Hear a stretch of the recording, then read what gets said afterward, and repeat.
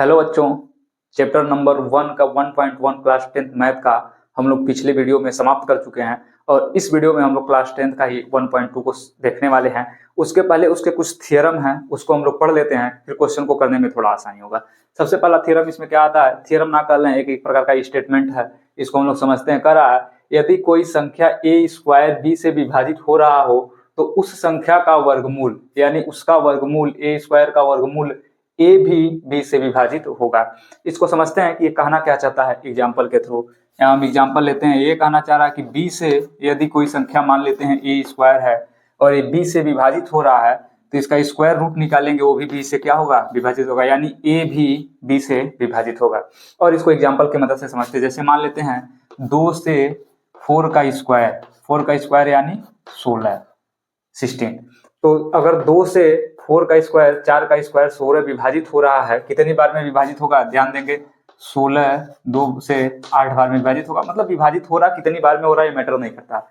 2 से 4 का वर्ग यदि विभाजित हो रहा है तो ये 100% गारंटी है कि 2 से 4 भी क्या होगा, विभाजित होगा ही होगा। देख लें, 4 भी 2 से क्या होगा, विभाजित होगा 2 बार में। ठीक ऐसे ही 5 से यदि मान लें 10 का वर्ग यानी 100, 10 का वर्ग यदि 5 से विभाजित हो रहा है तो ये 100% गारंटी है कि 5 से 10 भी विभाजित होगा ही होगा। ऐसे मान लें 7 से यदि 7 का ही वर्ग विभाजित हो रहा है यानी 49, तो फिर ये 100% गारंटी है कि 7 से 7 भी क्या होगा, विभाजित होगा। इसका कहने का मतलब क्या है, इस कथन का मतलब क्या है, यदि किसी संख्या का वर्ग किसी संख्या से विभाजित हो रहा है तो वो संख्या का वर्गमूल भी, मतलब उसका स्क्वायर हटा दिया जाए तब भी इस संख्या से वो संख्या क्या होगा, विभाजित होगा। अब अगला इसके बाद हम लोग को पढ़ना है इसमें सह अभाज्य संख्याएं किसे कहते हैं, ध्यान दीजिएगा, एग्जाम्पल की मदद से समझते हैं इसको। सह अभाज्य संख्या उसे कहते हैं कि जब किसी दो संख्याओं में एक के अलावा और कोई फैक्टर कॉमन ना हो और कोई गुणनखंड उभयनिष्ठ ना हो। जैसे हम कहना क्या चाहते हैं, इसको आप लोग ध्यान से समझिएगा। अगर कोई संख्या यहाँ लिख दिया गया है 4/5, ध्यान दीजिएगा, इस 4 का अगर हम लोग फैक्टर करें तो इस 4 का फैक्टर क्या होगा, 1 होगा, 2 होगा और खुद एक 4 होगा। मतलब इसके 3 फैक्टर हो रहे हैं। और वैसे नीचे वाले 5 का अगर फैक्टर किया जाए तो एक 1 होगा और एक 5 होगा।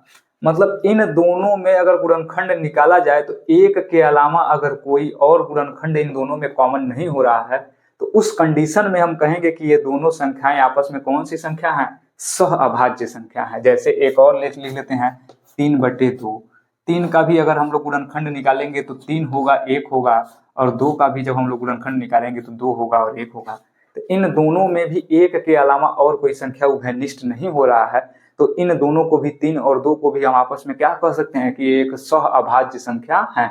अच्छा, एक संख्या और लेते हैं, जैसे 4/6 ले लेते हैं। क्या ये आपस में सह अभाज्य संख्या है, तो नहीं। देखते हैं क्यों नहीं है। सबसे पहला इसका फैक्टर 1 होगा, 2 होगा और खुद का ही एक 4 होगा। लेकिन इसका देखते हैं 1 होगा, 3 होगा, 2 होगा और एक 6 होगा। तो 1 तो इन दोनों में कॉमन है ही और इसी के साथ साथ 2 भी कॉमन है। मतलब एक के अलावा एक और फैक्टर इसमें कॉमन मिल गया, तो उस कंडीशन में इन दोनों संख्याओं को हम लोग आपस में क्या कहेंगे, सह अभाज्य संख्या नहीं कहेंगे। मतलब 4 और 6 आपस में क्या है, सह अभाज्य संख्या नहीं है।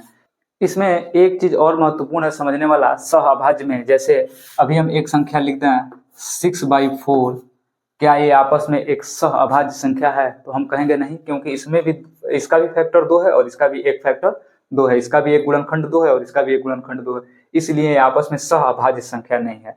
तो अब एक प्रश्न ये आता है, क्या ये सह अभाज्य संख्या नहीं है तो इसको हम लोग सह अभाज्य संख्या बना सकते हैं या नहीं? तो देखिए, बना सकते हैं बिल्कुल आसानी से। इन दोनों में जो फैक्टर कॉमन है एक के अलावा, उसी संख्या से इन दोनों को एक बार विभाजित कर दिया जाए, काट दिया जाए, और उसके बाद जो संख्या हमको मिलेगा वो हमको क्या मिलेगा, एक सह अभाज्य संख्या मिलेगा। जैसे इसी के इक्वल टू, इसमें भी 2 कॉमन है, इसमें भी 2 कॉमन है। 2 से अगर 6 को काटोगे तो 3 बार में विभाजित होगा, और ऐसे 4 कितनी बार में विभाजित होगा, 2 बार में होगा। मतलब अगर 2 से इसको भी डिवाइड किया जाए तो 3 आंसर आएगा और इसको डिवाइड किया जाए तो 2 आंसर आएगा। यानी अब ये जो संख्या हमको मिल रही है ये क्या मिल रही है, सह अभाज्य संख्या मिल रही है। हम कहना क्या चाह रहे हैं, यदि अगर P/Q बराबर हमको कहीं मिला है 6/4, तो ये अपने आप में एक सह अभाज्य संख्या नहीं है। परिमेय संख्या तो है लेकिन एक सह अभाज्य संख्या नहीं है। तो इसको सह अभाज्य के रूप में बदलने के लिए एक नया मान हम मान लें a/b और इसके जगह लिख दें 3/2 और ये दोनों आपस में क्या होंगे, बराबर भी होंगे और ये जो फाइनली आंसर आएगा ये आपस में क्या हो जाएगा, एक सह अभाज्य संख्या हो जाएगा। हम कहना ये चाह रहे हैं कि P/Q a/b के ही क्या होगा, बराबर होगा जब इसका फाइनली वैल्यू निकालेंगे। आइए यहाँ देख भी लेते हैं। जब हम 6 में क्या करेंगे, 4 से डिवाइड करेंगे तो एक बार में जाएगा, ध्यान से देखिएगा, और यहाँ आ जाएगा 2। फिर यहाँ हम दशमलव लगाएंगे 0 और 4 × 5 = 20, मतलब आंसर कितना आ गया, 1.5। आंसर कितना आ गया, 1.5। अब आइए क्या इसको चेक करते हैं, इसका भी आंसर 1.5 आता है। तो यहाँ कर देते हैं 3 और 2 से भाग लगाते हैं, 2 एकन्नम 2 और यहाँ बच जाता है 1। फिर यहाँ दशमलव लगाते हैं और यहाँ 0, 2 × 5 = 10। तो ध्यान दीजिएगा यहाँ भी आंसर 1.5 आया, यहाँ भी आंसर 1.5 आया, यानी ये दोनों संख्याएं आपस में क्या है, बराबर हैं। तो इसको P/Q के रूप में लिखा है, लेकिन जब P/Q के रूप में लिखा हुआ है तो ये सह अभाज्य नहीं है। और इसी को जब हम इसी का सूक्ष्मतम रूप लिख दिए, सबसे सूक्ष्मतम भिन्नात्मक संख्या लिख दिए, तो ये एक नया संख्या a/b आ गया जो दोनों आपस में बराबर है। लेकिन a/b जो है वो क्या है, सह अभाज्य संख्या है, लेकिन P/Q सह अभाज्य संख्या नहीं है। लेकिन इन दोनों को कहीं जरूरत पड़े तो हम बराबर लिख सकते हैं P/Q बराबर a/b, क्योंकि दोनों का फाइनली मान जो आ रहा है वो बराबर आ रहा है और आने वाले क्वेश्चन में इसका यूज भी हम करेंगे, इसलिए इसको थोड़ा हम और बेहतर तरीके से समझाने का प्रयास किए हैं। अब इसके बाद हम लोग अपना एक्सरसाइज शुरू करेंगे। अब हम लोग देखते हैं अपने प्रश्नावली 1.2 को। इसमें पहला ही सवाल दिया है कि सिद्ध कीजिए √5 एक अपरिमेय संख्या है। तो आइए इसको हम लोग देखते हैं कि कैसे इसको हम लोग सिद्ध करेंगे कि √5 एक अपरिमेय संख्या है। इसके पहले सबसे पहले इसको सिद्ध करने के लिए एक दो चीजें हम लोग समझेंगे कि जैसे ये चौक आप लोग देख रहे हैं सफेद है और एक चौक हमारे पास मान लेते हैं कि कोई एक दूसरा चौक है जो काला चौक है। जैसे मान लेते हैं कि ये सफेद चौक है और ये काला चौक है। तो इसको हमको सिद्ध करना है कि नहीं ये सफेद चौक ही है। तो जब हमारे पास दो ही चौक हैं, एक सफेद और एक काला, तो हम इसको ऐसे भी सिद्ध कर दें कि ये काला चौक नहीं है। जब एक काला नहीं है तो यानी सफेद ही है। हमारे कहने का बस थोड़ा सा शब्द अलग है, लेकिन हम सिद्ध वही कर रहे हैं। हम फिर कह रहे हैं कि हमारे पास दो चौक है, एक सफेद और एक काला, और हमको ये सिद्ध करना है कि नहीं ये सफेद चौक ही है, ये काला नहीं है। तो हम इसको ऐसे कहते हैं कि ये काला नहीं है। तो जब काला नहीं है यानी ये क्या है, सफेद है। वैसे इस क्वेश्चन को भी हम लोग प्रूफ करेंगे। यहाँ कहा है कि सिद्ध कीजिए √5 क्या है, एक अपरिमेय संख्या है। तो हम ये नहीं सिद्ध करेंगे कि √5 एक अपरिमेय संख्या है, बल्कि हम इसको इस तरीके से सिद्ध करेंगे कि √5 एक परिमेय संख्या नहीं है। तो जब √5 एक परिमेय संख्या नहीं है तो यानी वो क्या होगा, अपरिमेय संख्या होगा। तो सबसे पहले इसको हम लोग मान लेते हैं क्या, कि ये एक परिमेय संख्या है, और बाद में सिद्ध कर देंगे अभी कि हमने जो माना है वो हमारी कल्पना क्या है, गलत है, कि ये एक परिमेय संख्या है। तो जब ये परिमेय संख्या नहीं होगा तो जाहिर सी बात है अपरिमेय संख्या होगा। आइए देखते हैं कैसे सॉल्व होगा। ध्यान से देखिएगा, यहाँ हम लोग इसको सॉल्व कर रहे हैं। सबसे पहले √5 को क्या मान लिया जाएगा, √5 को मान लिया जाएगा, यहाँ लिखेंगे हम माना। इसमें थोड़ा लिखने का पोर्शन ज्यादा है, थ्योरेटिकल क्वेश्चन है। हमको लिखेंगे माना √5 एक परिमेय संख्या है। ध्यान दीजिएगा, √5 एक परिमेय संख्या है। ठीक है, जब √5 एक परिमेय संख्या है तो इसको हम लोग बटे के रूप में लिख सकते हैं, P/Q के रूप में लिख सकते हैं। ठीक है, तो हम लिखेंगे √5, ध्यान दीजिएगा, √5 = P/Q, और कोष्टक में जहां क्या P और Q एक पूर्णांक है। क्या है, पूर्णांक है, पूर्णांक संख्या है। P और Q क्या है, एक पूर्णांक है। फिर हम कह रहे हैं कि पहले हम लोगों ने मान लिया है कि माना √5 एक परिमेय संख्या। अभी बाद में इसको हम सिद्ध कर देंगे कि जो हमने माना है, जो हमने कल्पना किया है वो गलत है। तो हमको पता चल जाएगा जब ये परिमेय संख्या नहीं है तो क्या हो जाएगा, अपरिमेय संख्या हो जाएगा। अब जब ये परिमेय संख्या है तो इसको P/Q के रूप में लिख सकते हैं, क्योंकि परिमेय संख्या का पहला नियम ही यही कहता है कि जो संख्या परिमेय संख्या उसको P/Q के रूप में लिख सकते हैं। अब थोड़ा सा समझने के लिए आप लोग ध्यान दीजिएगा, ये P/Q के रूप में है तो ये 6/4 मान लेते हैं। अभी ये संख्या P क्या है, Q क्या है, कुछ भी हो सकता है, बस पूर्णांक होना चाहिए। लेकिन अभी फिलहाल के लिए समझने के लिए हम मान लेते हैं कि ये 6/4 है। 6/4 है तो आपको पता होगा कि अभी हम लोगों ने पढ़ा है कि सह अभाज्य संख्या, तो 6/4 क्या है, अपने आप में एक सह अभाज्य संख्या नहीं है। लेकिन एक P और Q जो है इसको हम सह अभाज्य संख्या बनाना चाहते हैं। अभी फिलहाल के लिए मान लेते हैं कि ये क्या है, P और Q है। 6/4 क्या है, P और Q है। तो ये P और Q अभी आपस में क्या है, सह अभाज्य नहीं है। परिमेय तो है पी क्यू क्या है, पूर्णांक है। तो इसको सह अभाज्य जब हमको बनाना है तो हम लोगों ने देखा है कि सह अभाज्य कैसे बनता है। जो दोनों में जो उभयनिष्ठ गुणनखंड है उसी से हम क्या करेंगे, दोनों में भाग लगा देंगे। ये हो जाएगा 3 और ये हो जाएगा 2। अब जब इसमें से उभयनिष्ठ गुणनखंड जो था उसमें से भाग लगा दिए हैं तो हमारा क्या बन गया, अब ये जो बन गया हमारा सह अभाज्य संख्या बन गया। अब इसको हम लोग एक अलग नंबर से दिखा देंगे a बाई बी। तो हम कह सकते हैं p बाई क्यू तो पहले हमारा सहअभाज्य नहीं था, लेकिन ये a और b आपस में क्या है, सहअभाज्य है। और जहां हम p क्यू को लिख सकते हैं वहां a b को लिख सकते हैं। अभी हम लोगों ने थोड़े समय पहले देखा है कि इन दोनों का मान क्या होता है, बराबर होता है। तो अभी हम मान लेते हैं यहाँ p और q जो दिया है वो 6/4 वाली संख्या, ऐसे कोई भी संख्या हो सकती है तो दोनों में कुछ कॉमन हो। और दोनों में जब दोनों में कुछ कॉमन है तो उससे भाग दे दिए हैं, जो दोनों में कॉमन है तो हमको a मिल गया है और a मिल गया तो इसको हम a बाई b मान लिए। तो अब हम कहेंगे, ध्यान दीजिएगा कि जब P और Q में 1 के अलावा और कोई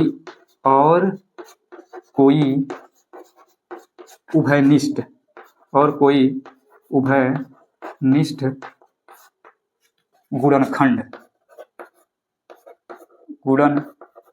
उभयनिष्ठ गुणनखंड नहीं है तब। तो भाई जब P और Q में कब 1 के अलावा कोई नहीं होगा, जब इसमें जो दोनों में कॉमन होगा, जो कॉमन फैक्टर होगा, कॉमन गुणनखंड होगा, उसे भाग देंगे तब हमको ये मिल गया। तो अब थोड़ा सा इसको हम सुधार करके लिख सकते हैं कि √5 हमारा बराबर हो जाएगा, ध्यान दीजिएगा, √5 हमारा बराबर हो जाएगा किसके, a बाई बी के। और पुनः यहाँ कोष्टक में अब लिखेंगे कि जहां a और b एक सहअभाज्य संख्या है।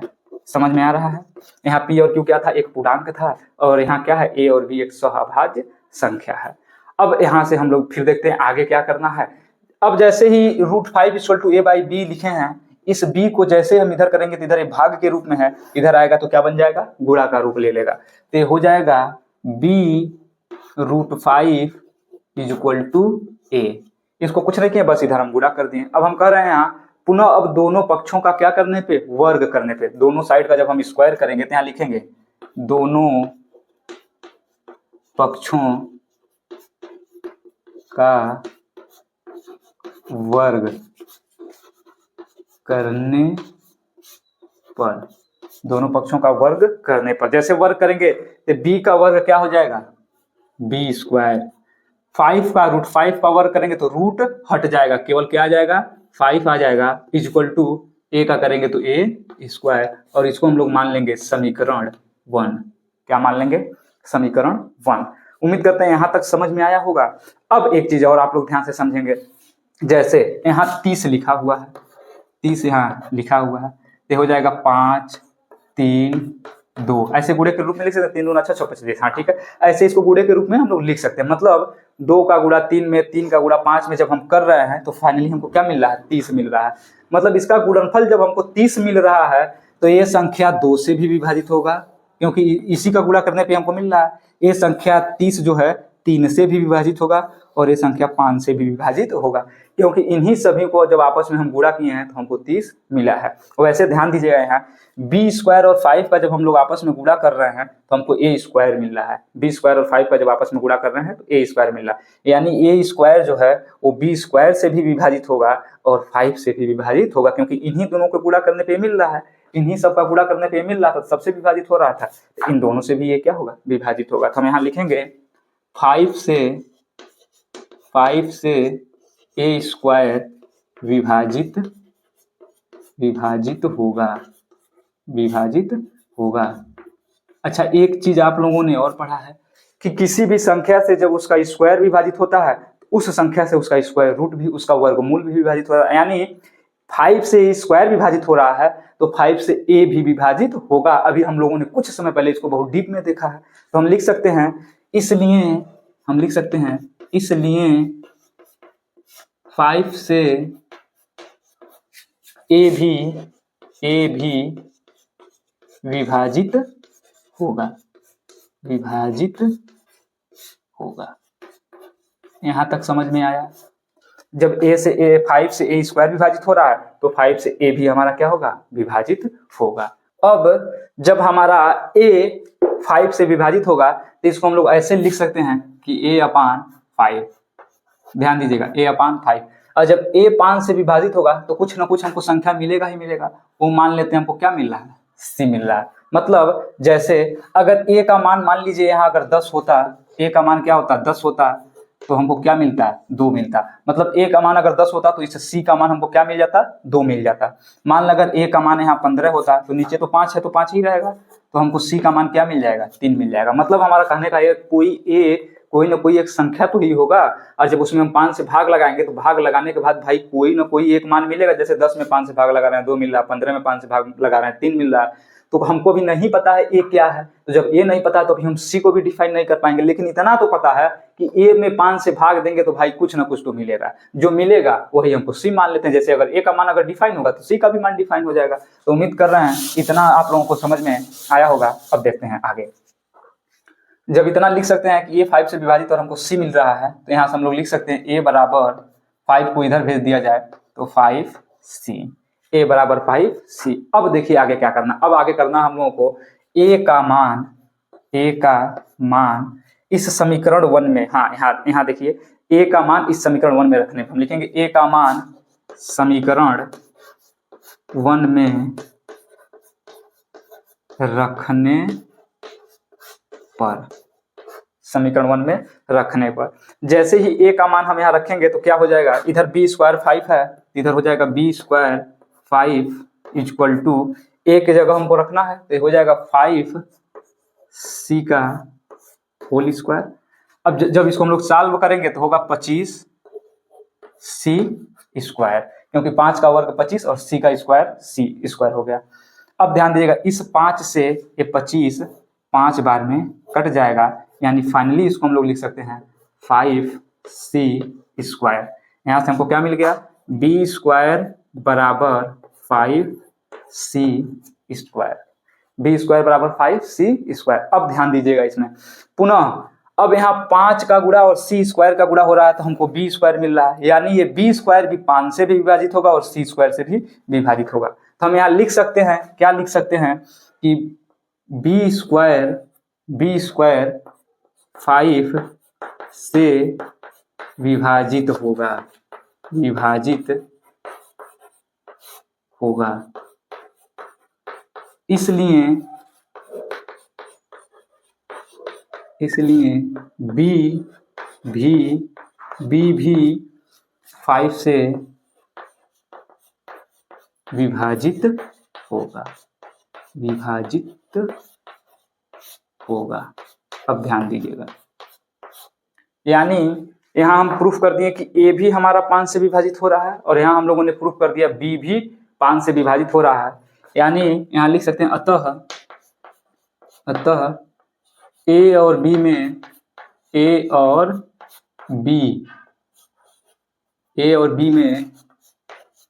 एक उभयनिष्ठ गुणनखंड,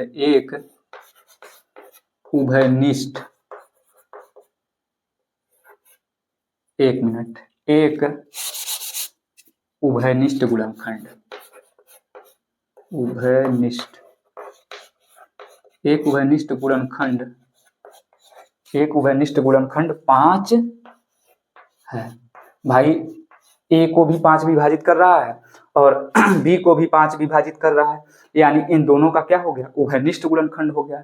हम लोगों ने यहाँ तक देख लिया है कि अतः a और b में एक उभयनिष्ठ गुणनखंड 5 है। अभी हम लोग यहाँ एक लिख लेते हैं थोड़ा सा समझने के लिए, √5 बराबर a/b, और जहाँ a और b क्या था, एक सहअभाज्य संख्या। मतलब दोनों में जब 5 कॉमन आ रहा है तो ये सहअभाज्य नहीं रह गया। इस कथन का ये क्या कर रहा है, लाइन विरोध उत्पन्न कर रहा है। विरोध उत्पन्न कर रहा तो हम लोग लिखेंगे परंतु यह हमारे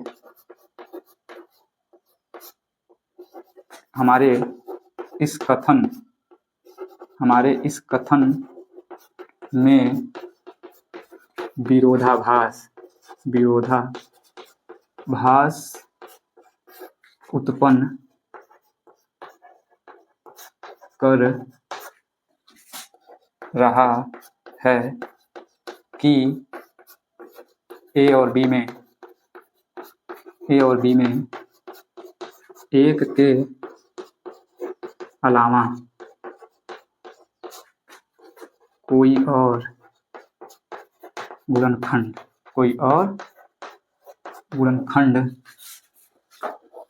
नहीं होना चाहिए।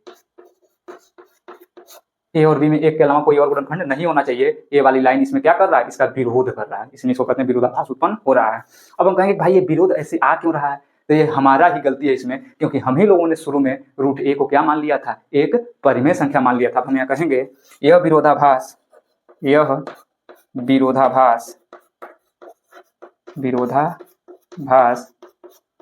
हमारी ही एक गलत या त्रुटिपूर्ण लिख लेंगे, गलत कल्पना के कारण उत्पन्न हो रहा है। भाई ये गलत कल्पना क्या है, और उसको भी आगे लिख दे। हम लिखें कि यह विरोधाभास हमारी एक गलत कल्पना के कारण उत्पन्न हो रहा है कि √5 एक परिमेय संख्या है। √5 एक परिमेय संख्या है, मैंने √5 एक परिमेय संख्या है, इसको हम लोगों ने क्या मान लिया था, गलत मान लिया था। यही कारण विरोधाभास उत्पन्न हो रहा है। जब हम लोगों ने गलत मान लिया था कि √5 एक परिमेय संख्या है, तो भाई क्या होगा, वो एक अपरिमेय संख्या होगा। तो हम लिखेंगे अतः हमें निष्कर्ष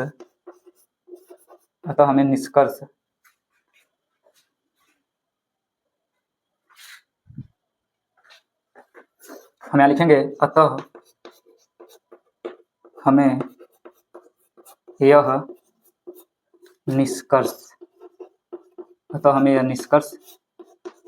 मिलता है कि √5 एक अपरिमेय संख्या है। अपरिमेय संख्या है, क्या है, एक अपरिमेय संख्या, और ये हमारा प्रूफ हो गया। इसको आप लोग एक दो बार वीडियो को देखिएगा, क्योंकि ये मोस्ट इंपॉर्टेंट क्वेश्चन है। यहाँ लिख सकते हैं आप मोस्ट इंपॉर्टेंट क्वेश्चन। ये मोस्ट इंपॉर्टेंट क्वेश्चन है, हर बार परीक्षा में पूछता है, लगातार हर साल पूछा है, 5 नंबर में, 6 नंबर में, 2 नंबर में, 3 नंबर, मतलब पूछना ही है इसको। तो इसको 2-3 बार आप लोग देखिएगा और बेहतरीन तरीके से समझ में आएगा। चलते हैं अगले सवाल पे। क्वेश्चन नंबर 2 क्या कहता है कि सिद्ध कीजिए कि 3 + 2 × √5 एक अपरिमेय संख्या है। इसको भी प्रूफ करने का लगभग मेथड वही है, लेकिन हालांकि ये थोड़ा सा उससे आसान है। जब एक बार हम लोगों ने इसको सिद्ध कर लिया तो अब सवाल को और आगे करने में थोड़ा सा आसान है। अब देखिएगा, इसको भी सबसे पहले हम मान लेंगे, यहाँ लिख लेंगे सॉल्व, माना 3 + 2 √5 एक परिमेय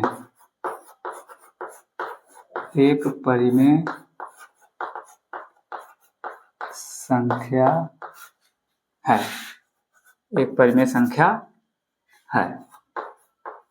ठीक है, अब ध्यान दीजिएगा, जब ये परिमेय संख्या है तो इसको हम लोग लिख सकते हैं क्या, 3 + 2 √5 = a/b।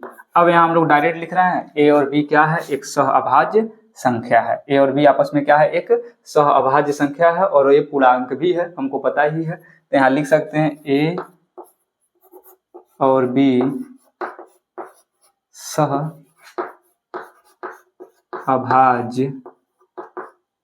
सहअभाज्य पूर्णांक संख्या है। इसका शॉर्ट फॉर्म लिख दिए, पूर्णांक संख्या है, आप लोग समझिएगा। ठीक है, जब इतना हम लोगों ने कर दिया, अब इस 3 को हम लोग क्या चाहें तो इस साइड भेज सकते हैं। तो हो जाएगा 2 √5 इधर ए प्लस में, इधर जाएगा तो माइनस में, हो जाएगा a/b -3। अब जैसे ही इसको हम लोग सॉल्व करेंगे, इसका मल्टीप्लाई इसमें होगा और इससे माइनस हो जाएगा, तो हो जाएगा a -3b/b। ठीक है ना।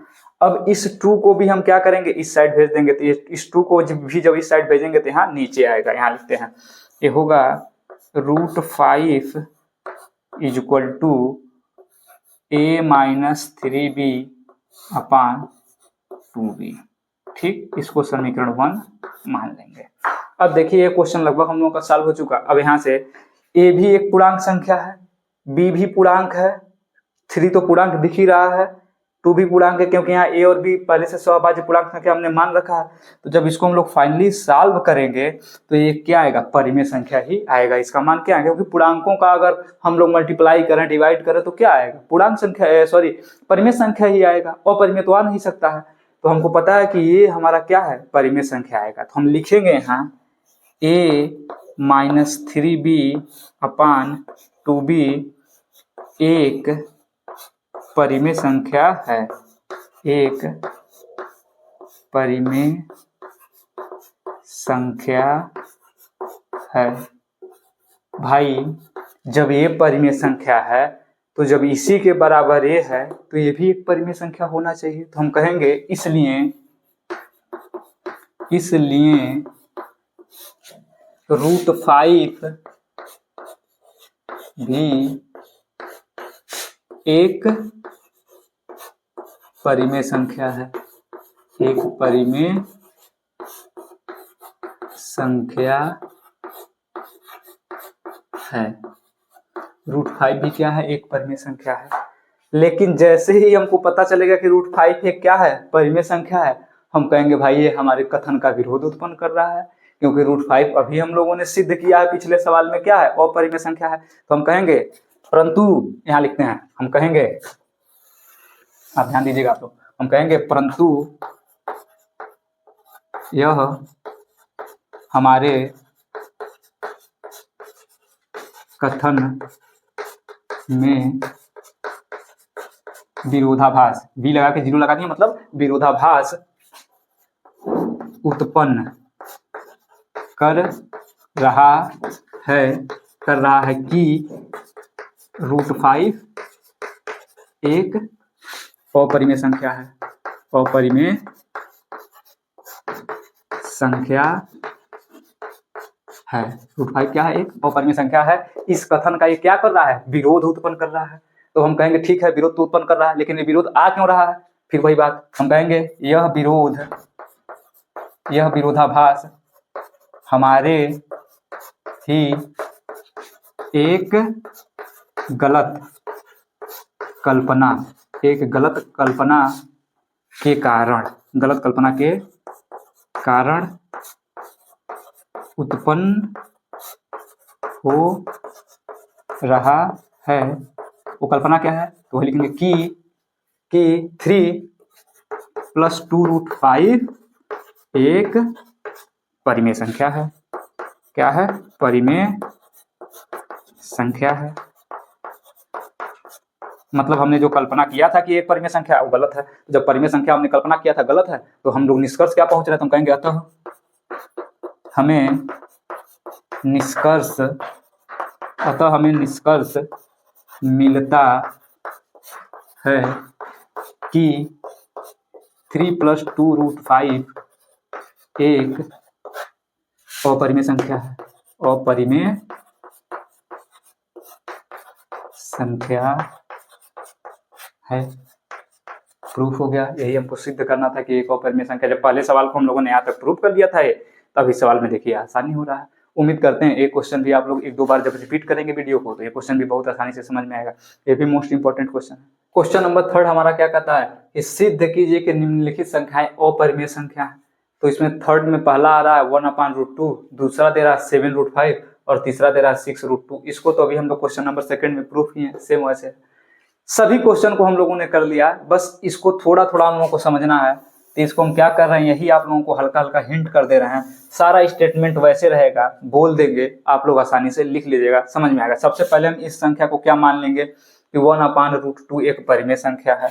तो जब 1/√2 क्या होगा, एक परिमेय संख्या होगा, तो a/b होगा। और जहाँ यहाँ कोष्टक में हम लोग लिखेंगे क्या कि a और b सहअभाज्य गुणनखंड हैं, सहअभाज्य संख्याएं हैं, पूर्णांक संख्याएं हैं। तो a और b सहअभाज्य पूर्णांक संख्या हो जाएंगे और इसको हम लोगों ने मान लिया। अब हमको क्या करना है कि इसको हमको √2 इधर चाहिए।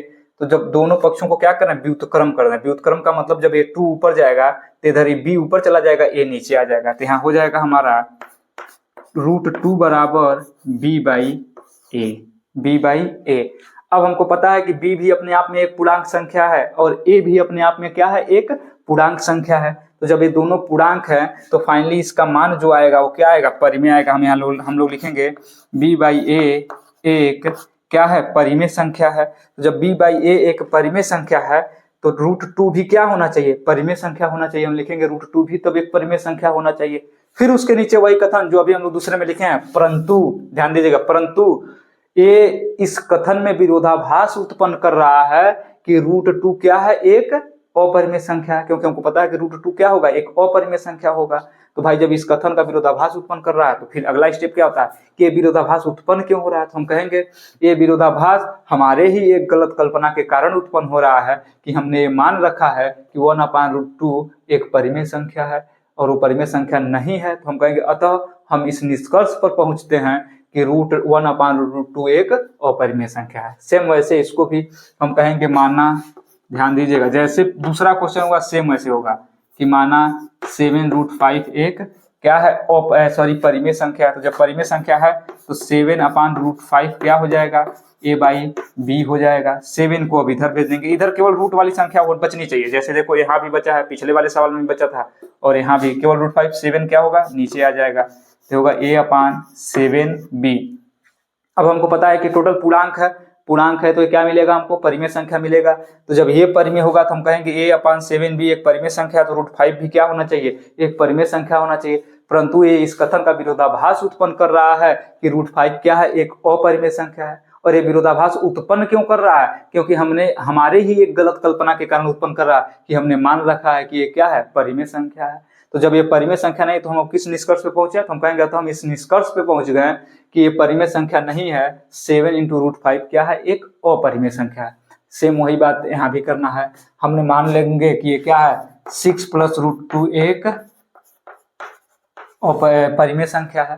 तो जब ये एक परिमेय संख्या है तो इसको हम लोग लिख सकते हैं 6 + √2 बराबर a/b। अब 6 को जब हम इधर भेजेंगे तो हो जाएगा √2 बराबर a/b - 6। इसको सॉल्व करेंगे, a - 6b अपान क्या हो जाएगा, b।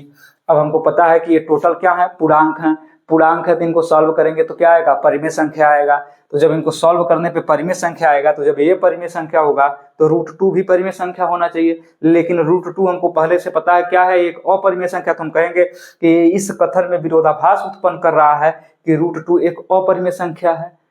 यहाँ हम दिखा रहे हैं परिमेय संख्या इसके बराबर है, तो इस कथन का विरोधाभास उत्पन्न कर रहा है कि नहीं कि अपरिमेय संख्या। तो ठीक बात, हम कहेंगे विरोधाभास उत्पन्न क्यों हो रहा है, क्योंकि हमारे ही एक गलत कल्पना के कारण उत्पन्न हो रहा है कि हमने यहाँ मान रखा है कि क्या है, परिमेय संख्या है। फिर उसके बाद हम कहेंगे हम इस निष्कर्ष पे पहुंच गए कि ये परिमेय संख्या नहीं है, तो परिमेय संख्या नहीं है तो क्या है भाई, अपरिमेय संख्या है। ये क्या है, एक अपरिमेय संख्या है। जैसे दूसरा क्वेश्चन हुआ सेम सारे क्वेश्चन वैसे होंगे, थोड़ा थोड़ा हिंट हम आप लोगों को कर दिए हैं कि कहाँ तक हम लोगों को पहुंचना है। बाकी नीचे का सेम कथन वही होगा जो क्वेश्चन नंबर 2 में था। और ये जो क्लास 10th का सीरीज आप लोगों का चल रहा है, ये 1.2 भी आज टोटल क्वेश्चन समाप्त हो गए।